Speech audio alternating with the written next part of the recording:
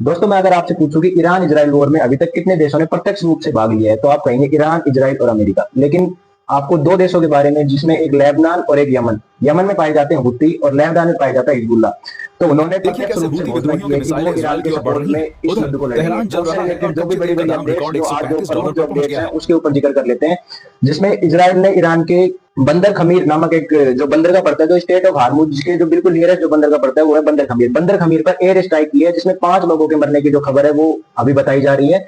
और वहीं दूसरी तरफ ईरान ने यूएई और बहरीन के जो एल्यूमिनियम प्लांट है उनके ऊपर एयर स्ट्राइक, मतलब उन्होंने मिसाइल दागी है।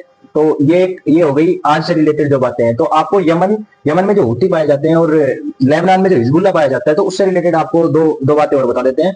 तो यमन में जो हुती पाए जाते हैं, यमन की जो लोकेशन है वो काफी स्ट्रेटेजिक है, क्योंकि यमन बाबुल मंदेव की जो संधि है, मतलब उसके जो नियरेस्ट जो शेष पड़ता है वो पड़ता है यमन। यमन यमन और यमन के जस्ट पीछे पड़ता है सऊदी अरब, और सऊदी अरब के जस्ट पीछे पड़ता है लेबनान। तो लेबनान लेबनान जो पड़ता है वो पड़ता है स्वेज कनाल के नियरेस्ट, जो यूरोप को जो टच करती है वो लाइन, तो उसके जस्ट नियरेस्ट। तो इन दोनों देशों की जो स्ट्रेटेजिक लोकेशन है वो काफी महत्वपूर्ण है, और इन्होंने इजराइल के खिलाफ मतलब युद्ध का मोर्चा पूरी तरीके से खोल दिया है। तो इजराइल ने भी लेबनान में अपनी सेना उतार दी है। मतलब इसका मतलब क्या हुआ कि लेबनान में इजरायली सेना ग्राउंड पर उतरकर, दक्षिणी जो लेबनान पड़ता है वहां पर के हमले को रोकने के लिए इजराइल की सेना ने वहां पर सैनिक उतार दिए गए हैं।